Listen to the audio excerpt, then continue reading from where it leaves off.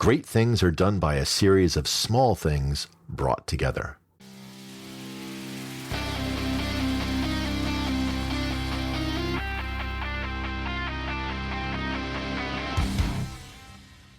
Welcome to the Throttle and Roast podcast. I'm your host, Niels.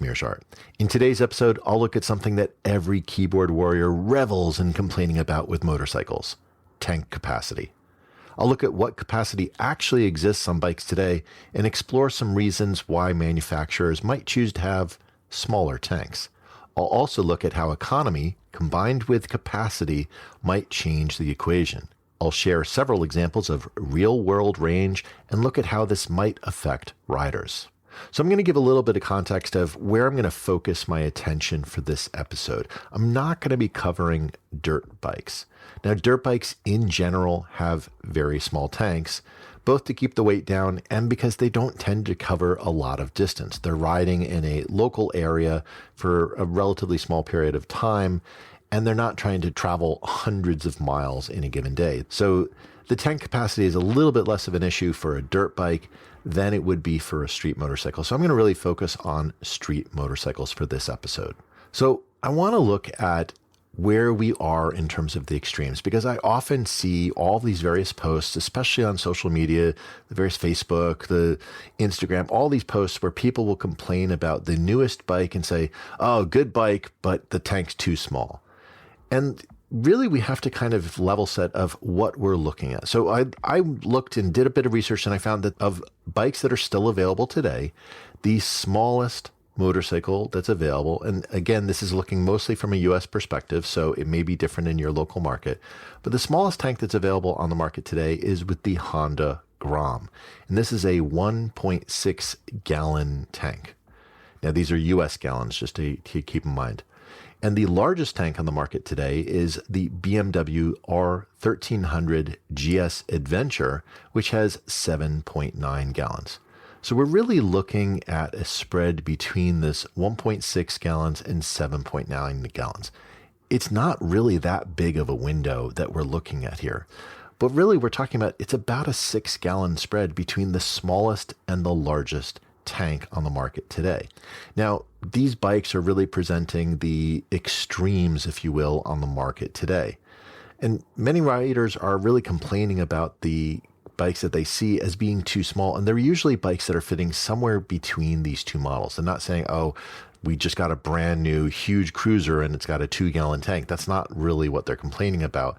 Really somewhere in the middle of this range. And in their perspective, they feel that that is too small. So why do manufacturers produce these motorcycles with tanks that are making people react as though they are too small? Well, it really comes down to, I'd say, that there's two major factors that are defining why a manufacturer might choose to equip a motorcycle with this small tank.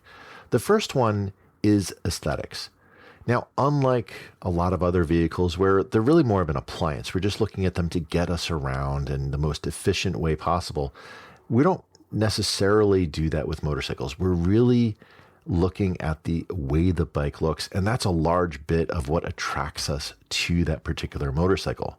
And when you have a larger tank, it does affect the view of what that motorcycle looks like. If we go to that GSA, which is the largest tank on the market today, it physically looks much more massive than the base GS model. It's the same bike underneath, exactly the same bike. The only difference is fundamentally it's the tank that's going to be causing a major difference. And visually, you see this. It just looks enormous compared to a regular GS. Now, the other thing when you think of how enormous it is just that visually, the tank is taking up a lot of the space. And remember, as the bike's tank gets larger, the bike will have to either be taller or wider, or even both in some cases, like in that BMW GSA. And people often focus on what a bike looks like. So manufacturers are trying to balance the appearance with having a practical bike that will actually allow you to travel some reasonable distance with it. Now, the second big thing that's going to affect manufacturers and why they may choose to have a bike that has a smaller tank is weight. Now, we talked about these tanks where the larger the tank, the bike will tend to be taller and potentially wider. The other thing is that the tank tends to be fairly high up. On most bikes, the tank is higher than the seat. And the only thing that's higher generally than the tank is pretty much the handlebars. And maybe you might have a little bit of your cockpit area, which is where you may have your instrument cluster. That's the only thing typically that might be a little bit higher than the tank on most bikes. But in general, it's really visually one of the highest parts of the bike. And having that weight up high can affect how your low speed handling is. As you're going really slow, that weight is going to then be very easy to, once it gets a little bit off of center, make it much easier for the bike to want to fall down. And especially if you're a newer rider, this can make it more difficult to handle that bike. Now, the other thing that you think about is that this weight of the large capacity is also affecting itself, not just because you have a visually larger tank itself, but there's also the fuel that you are containing inside of it. Now, most gasoline weighs about 6 pounds per gallon. This is US gallons. So the R1300 GSA, the bike has nearly 50 pounds of fuel when it's fully filled up. Now, as bikes have needed to add in things like ABS or electronics that modern riders really seem to desire, things like ride modes and a TFT display and integration for audio equipment, all of these are adding weight to the bike. And if you're going to have those and still maintain the weight of the bike, what it had been in earlier iterations, something's got to come. And usually the fuel tank is one of the easiest ways to shrink some of that weight. So now we understand why manufacturers might choose to include a smaller tank than perhaps you might wish that that bike had come with.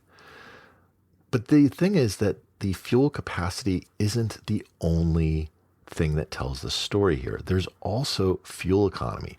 And when we look at the fuel economy combined with that fuel capacity, this is really what determines range. And when people complain about fuel capacity, it's usually what they're thinking of is this bit of range anxiety. They're worried that they won't have enough range for that motorcycle to allow them to travel in the realm of what they're interested in doing. But if you don't understand what the fuel economy of the motorcycle is combined with the fuel capacity, and you just look at the fuel capacity, it's not telling you the full story. So let's look at the two extremes that we discussed. So we've got the Honda Grom is the current motorcycle on the market with the smallest tank. If you think of the purpose of what the Honda Grom is really intended for, it's a fairly small capacity bike. It is not meant to be riding cross-continent. It is really meant for urban travel. It's a small 125cc engine, but it's very, very frugal. In fact, it can return as much as 160 miles per gallon, according to Honda. Now, I like to use a tool called Fuely, and I'll put a link to this into the show notes. But what's cool with Fuely is Fuely actually records every tank that you fill up on your vehicles, and then allows you to research those vehicles and see, well, what's everybody else getting on this specific model, be it of a car or a motorcycle, etc. They've got a huge amount of data that is actually presented by real world riders. So when I look at the Honda Grom, I find that on average, the real world fuel economy is about 125 miles per gallon, not the 160.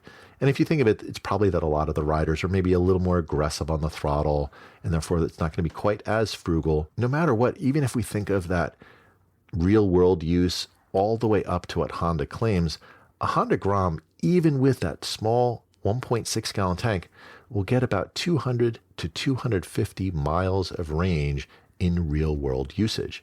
Now, if we go on the other extreme with the BMW R1300 GSA, this is expected to get somewhere between 48 and 50 miles per gallon, according to BMW. Now, of course, how heavy you are on the throttle can have an impact. And of course, looking at Fuely, we can see that there are a little bit different numbers that people are actually achieving. But of those riders who are using it, they're getting on average about 40 to 44 miles per gallon. So given that, an R1300 GSA's real world range is about 315 to 395 miles. So not much more, than what you got on the Honda Grom. You're looking at, it's about 100 miles more range to 150 miles more range than you got from the Honda Grom, which is the absolutely smallest tank. This is not as big of a difference as we might think just looking at the raw tank capacity. And all this boils down to is that range is the real question. And when a lot of people are complaining about these small tanks, they're really oftentimes looking at bikes that are really middleweight bikes. The thing with middleweight bikes is that they are really there to offer an alternative to the ever-growing capacity of engine capacity that we've been seeing in a lot of bigger motorcycles today. And by offering something that's kind of a little bit smaller engine capacity, we get a bike that is lighter, easier to manage, and oftentimes has better fuel economy because it's a smaller capacity engine. So when you have a smaller tank on these bikes that are a smaller capacity, it may not be as big of a deal, especially if you're maybe comparing this to a 20-year-old bike that gets 10 miles a gallon less than the current model. And you might rightfully complain about the tank being smaller, but the real thing is if it's getting 10 miles a gallon more fuel economy, the range may not be as big of a difference as you might think. So let's look at a few personal examples. Now, as I mentioned earlier, I've been using Fuelie to track every tank on every vehicle I've owned since 2011. So I have a lot of personal experience with what my real world fuel economy has been over this, 15 years roughly that I've been tracking this. So I'll look at a few of the different bikes that I've been tracking on there. So the one that I have that is the smallest capacity tank that I have in the fleet is a Vespa GTS 300. Now this has a tank that is just 2.2 gallons, but I've actually achieved an average over many years of owning this bike of 67.6 miles per gallon. This is over roughly 8,000 miles that I've been riding this bike. And this gives me nearly 150 miles of range. Now, the reality is that in my use case, most of this is to run errands into town. So 90% of my trips are less than 15 miles round trip. Having 150 miles of range doesn't have any impact on me whatsoever. I can do many, many, many trips before I even have to worry about refilling the tank. So that 2.2 gallon really doesn't matter because it's combined with a very high fuel economy. Now, it's not as good as the Grom, of course, but still, for real world use of what I'm using the bike for, it's absolutely fine. Now, I have had GSAs in the past. In fact, I had a 2012 BMW R1300 GSA, which actually had a larger tank than the current R1300 GSA did. Now, that bike actually had 8.7 gallons of fuel capacity. It's a really enormous tank. And when people look at the new bike and they say, yeah, but it's smaller, it's true. It is a smaller capacity tank, but they also had added in all the water cooling. This was adding a lot more weight onto the bike. That gave them more power. They had to figure out a way in order to not be massively growing in weight, and that's why they had a smaller tank. Now, over 30,000 miles that I had that bike, I only averaged 39 miles per gallon. This gives me a range of about 340 miles on that bike. So if we compare my older GSA to even the current one, even though the tank is smaller on the current generation, the range that you'd get is roughly equivalent because you're getting better fuel economy on the newer bike.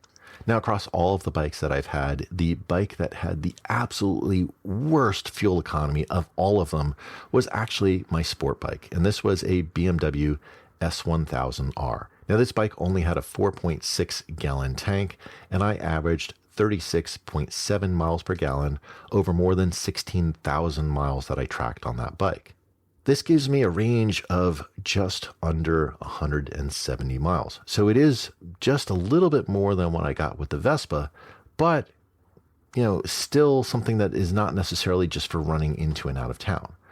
But again, we have to get back to what is the intended use case for the motorcycle. Well, this is a sport bike. I'm not usually doing cross-continent runs with it. So the fact is you're going to want to stop more often on a sport bike because it's not the most comfortable bike under the sun. So having that range of only 170 miles doesn't really matter in the real world. I'm going to want to get off of that bike far before that 170 miles of range has even been used up. Now, listeners will know that I traded in that R1300 GSA for a more off-road friendly bike, getting the F900 GS last year. Now, it has a much smaller tank. I went from 8.7 gallons to just 3.8 gallons, losing more than half of my capacity. But this is the big difference. My economy jumped from 39 miles a gallon to 49 miles per gallon that I've actually tracked real world use on my F900 GS over the past year since I've owned it. This is a much smaller motor. It's a 900cc versus a 1200cc engine, and it's a more modern motor where they've been able to make effectively improved economy that you're going to get out of the bike. So this still gives me a really good range. I have about 185 miles of range to empty. Yes, I have less range. I'm not going to do the 340 miles of range that I could do with my old R1200 GSA. But in real world, I never did that. I would want to brake long before I got to that 340 miles of range. So it doesn't really realistically matter. Now, I do want to talk about a couple of other examples because, of course, in the bikes that I've just described to you, I've covered scooters, I've covered sport bikes, I've covered adventure bikes, both a full-size and a mid-sized. But if we look at cruisers, which is a really popular form of bikes here in the US, these are going to be a little bit different. Now, I personally own a BMW R1300 Classic, and this bike has 4.2 gallons of capacity. And a lot of people have complained about this tank, saying it's too small. It's way too small of a tank. But here's the thing. I mostly ride back roads with that bike. And I ride it in a, shall we say, spirited manner. I'm not just chugging along on the highway and just, maintaining traffic speed. I'm really aggressively kind of getting on and off of the throttle rather regularly. And even with that, I've still gotten an average of 45 miles per gallon over more than 15,000 miles that I've had on that particular bike. And this gives me a real world range to empty of 190 miles, essentially exactly the same as I get with my F900 GS. It's a slightly larger tank, but slightly less fuel economy. Still works out to be about the same range, within 5 miles of range. So doesn't really matter. Now, if we look at one of the more popular bikes that's here in the US, this is something that a lot of riders who may want to go on these extended trips and longer distance travels with and have the full accompaniment of a fairing, lots of bags already mounted onto it. You can look at the Harley Road Glide. Now, this bike has 6 gallons of fuel capacity, and they claim about 44 miles per gallon of fuel economy. Now, this bike is really good for a lot of US style riding. We have these really long stretches of highways that are relatively straight, and especially as you head further out west. And these are really made for cruisers. Now, this Harley Road Glide, they claim 44 miles a gallon, but when I look at Fuely, I see that most riders are getting somewhere between 40 and 44 miles per gallon, so a little bit less than what they claim. And this is not an unusual situation. Most manufacturers will claim a much higher fuel economy than you get in real world, which is why I like to use Fuely and see real world numbers. So this gives a range for that Harley Road Glide of about 240 to 265-ish miles. It is definitely more than what I get on my R18, but not massively so because it's not getting quite as good fuel economy as I get on my bike. So you may hear some of these numbers and say, yeah, that's all well and good, and maybe that works for you, but I need more range. And I hear this many times from riders, and I get it.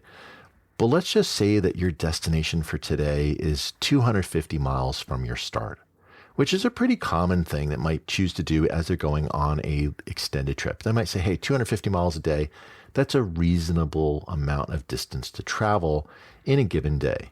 Now, very few bikes that are on the market today would make that range without having to stop and refuel.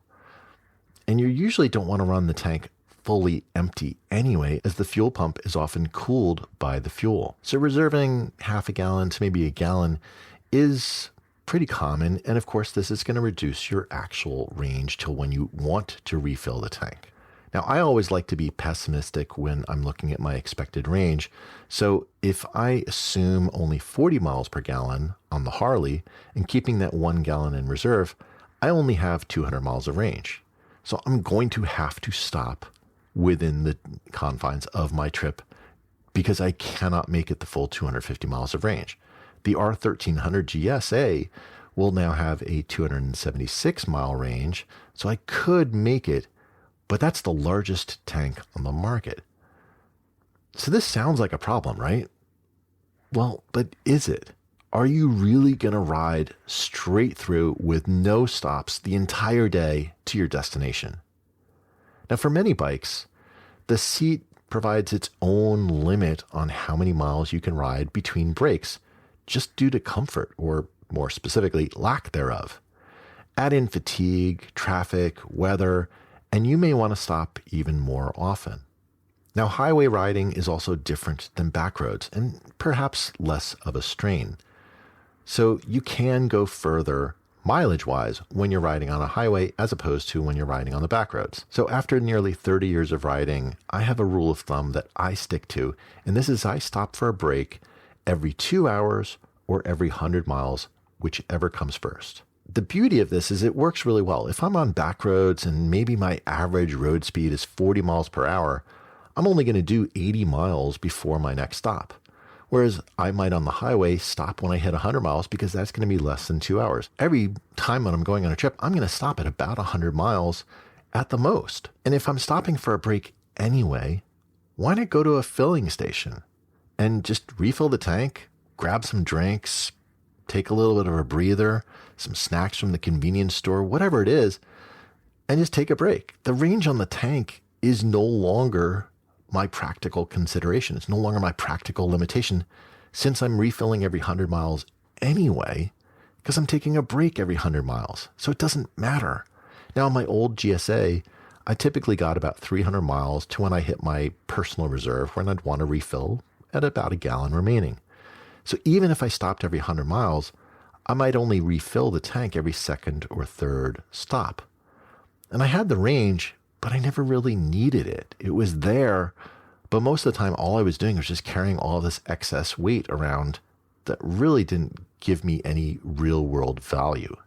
Now, of course, you're going to find some riders who will say, yes, but I live in a part of the world where the filling stations aren't that close together. And we see this very commonly in the Western United States. And this is probably the most reasonable explanation for why someone might say they need more range. Now, in most of the country, certainly in the more populated areas, it'd be very unusual to find stations that are more than about 35 miles apart. So even the tiniest tank isn't going to have any sort of issue of leaving you stranded. Now, there are some sections out west where there are bigger gaps.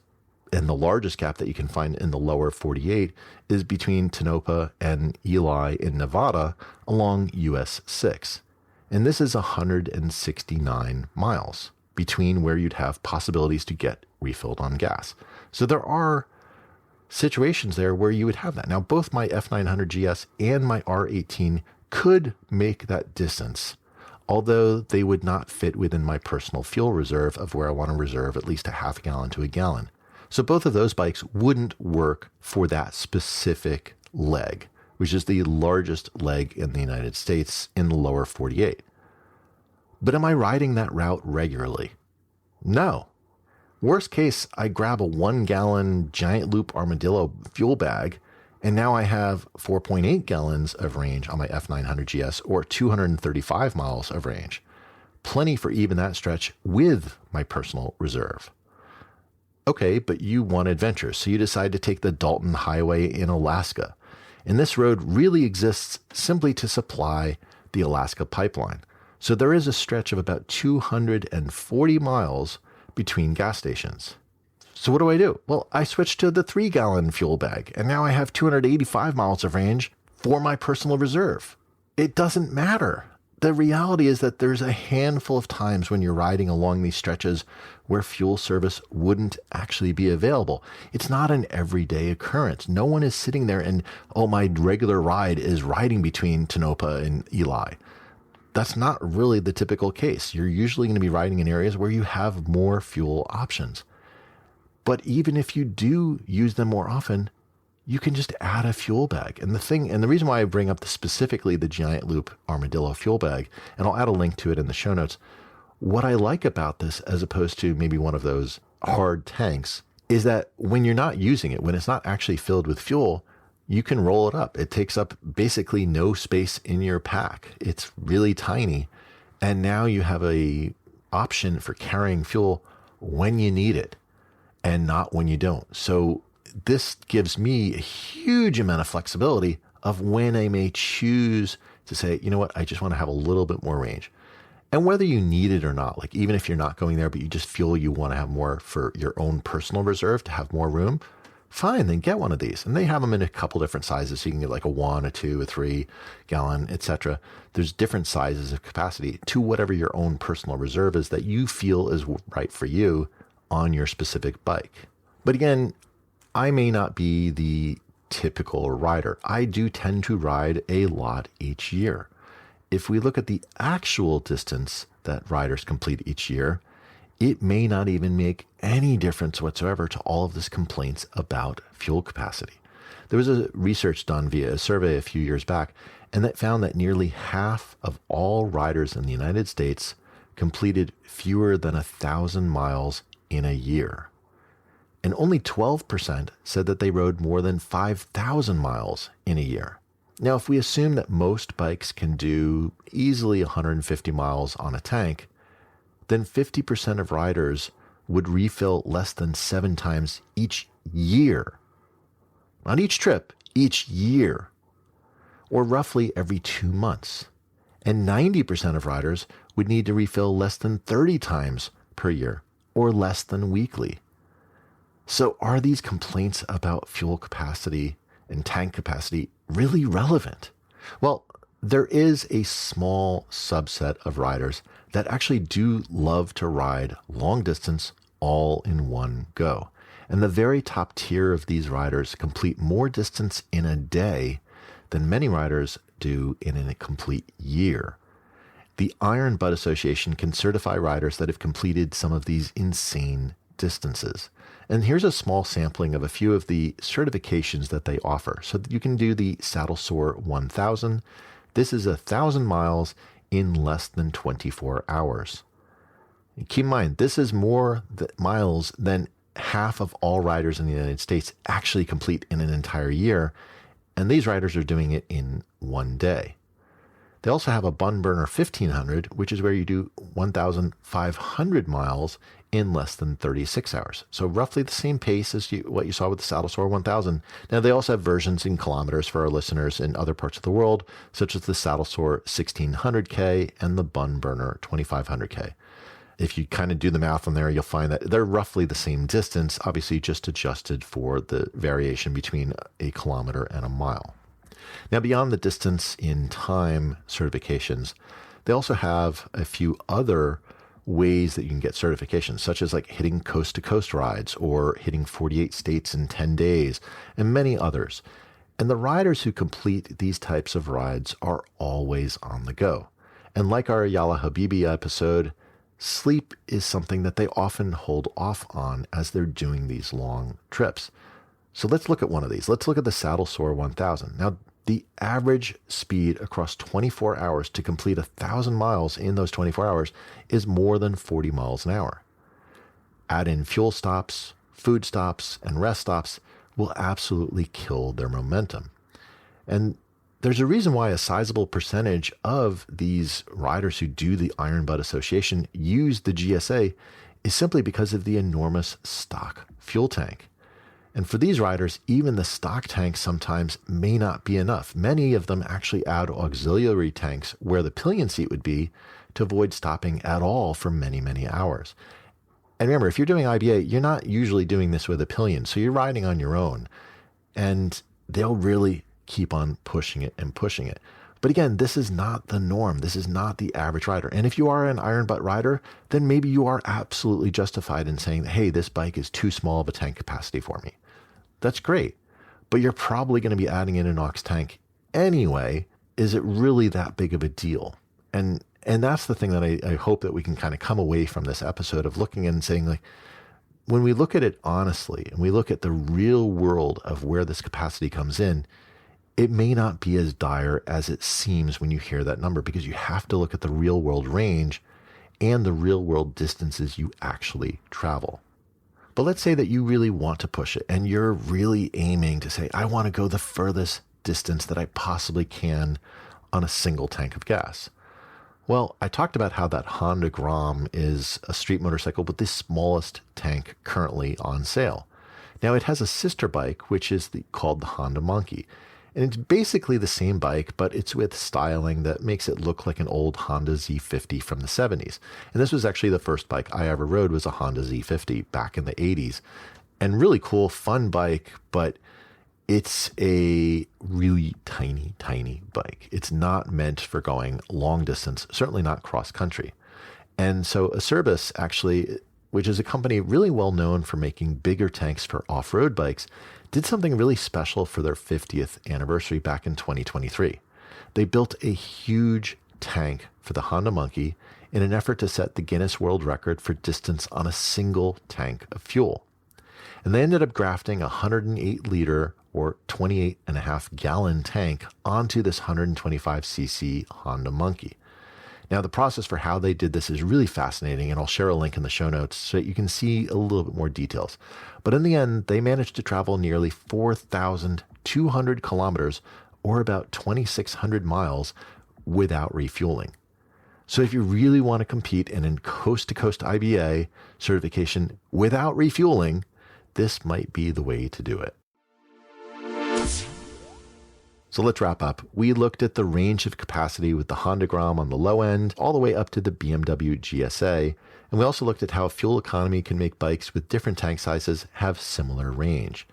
We looked at why riders think they need more range and how the cases where it's actually an issue aren't really all that common. And finally, we looked at IBA riders, who probably are the ones who have the most reason to complain about capacity. But many of them are adding aux tanks anyway. And the ultimate long-range bike was built by Acerbis, grafting a 28-gallon tank to a Honda Monkey and traveling nearly 2,600 miles in a single tank. So my question for you this week is, what is the smallest tank on a motorcycle that you would ever consider buying? Share your thoughts through the text-to-show link in the show notes, or leave a voicemail at throttleandroast.com/voicemail. Thanks for listening. I'll talk to you next week. Hey, if you enjoyed this episode, please tell a friend about the show. You can often share an episode directly from your podcast app, or you can direct them to throttleandroast.com. Word of mouth is the best way for us to grow and find new listeners, so I really appreciate your help.